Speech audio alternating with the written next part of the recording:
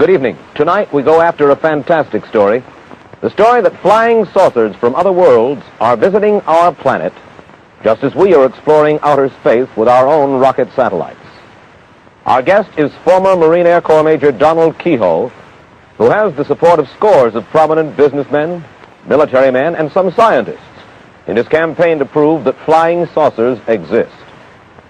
If you're curious to know why Major Keyhoe charges that the United States Air Force is deliberately deluding us when it calls saucer stories the bunk, if you want to hear his own evidence that the saucers are real, and his reaction to the claim of two Americans who say they've spoken with men from Venus, we'll go after those stories in just a moment.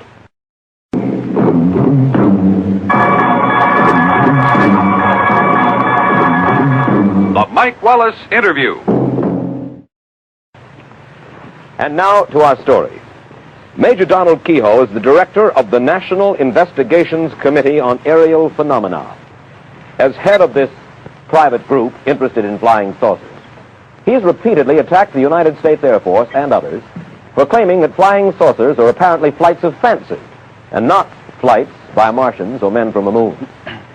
Independent surveys show that millions of Americans do share his belief in these celestial saucers.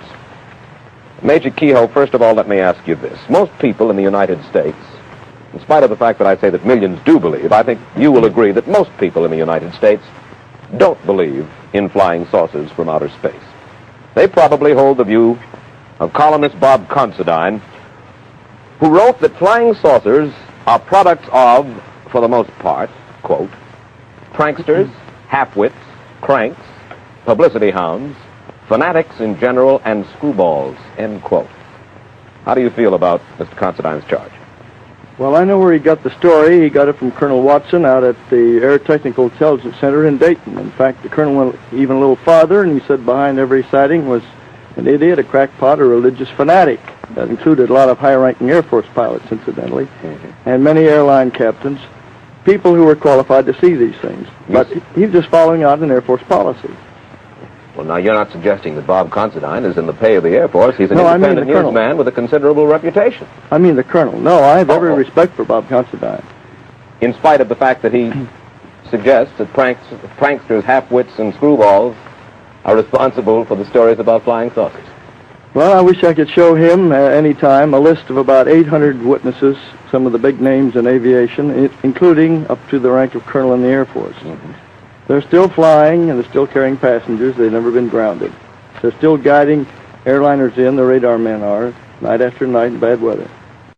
If they're screwballs and incompetents, why are they still on the job? Major Keyhoe, where do you think flying saucers are coming from? I don't know. There is an indication that they could be using Mars as a base. I don't mean they originate there, but every time Mars has approached us in the last 10 years, there's been a noticeable increase in saucer sightings. And that's been mentioned officially. In fact, the Canadian official project, on the basis of that, set up an observation station in Canada. You say the Canadian official project. What do you mean by the official? There was an official project called Project Magnet. And they set up an observatory at Shirley Bay to try to track these things.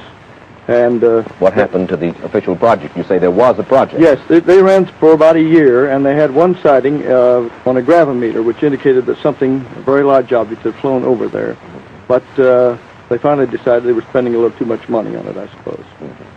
Well, certainly they wouldn't have thought that they were spending too much money on it if they believed that that kind of phenomena existed. Well, a lot of people on the project are still working up there on their own time, and certain government officials have still kept the lid on their reports in Canada, just as they do down here. What is your theory? In other words, you suggest that they come from Mars or from other planets, from other solar systems possibly throughout the universe. Is that correct? Yes, and there are a lot of scientists who said the same thing. What is your theory as to the kind of people who fly these, or the kind of beings who fly these saucers? Well, that's speculation. Willie Lay said recently they'd be just like the man next door, the invaders from space, and his reasons may be good. But most of the top scientists have said that the odds are that beings from other worlds would not be like us. Some of them would be. Dr. Harlow Shapley, for instance, said that there probably were at least 100 million inhabited planets in the universe. And Menzel, who doesn't believe in saucers at all, says that he goes that high or even higher. And among those, they must be, by the law of averages, a certain number of planets that would be like the Earth. And if evolution started at the same time, why, you might have the same type of being. What do you think are the intentions of these people, for lack of a better name, of these people who are in these flying saucers? Well, there's been no evidence of any hostility. During the last 10 years, what we call the modern phase. There have been sightings before then. There have been some accidents, Air Force pilots chasing these things. Captain Mantell was killed chasing one in 48, and 2 pilots disappeared chasing one in 53 over Lake Superior. But I think those were just accidents. Just accidents.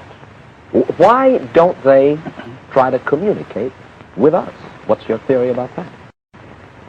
Well, I'll follow some of the theories the Air Force people have said.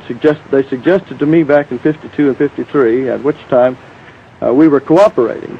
I had a lot of very good friends in the Air Force at that time. The policy was to give out the information. They were about to tell the people everything they had.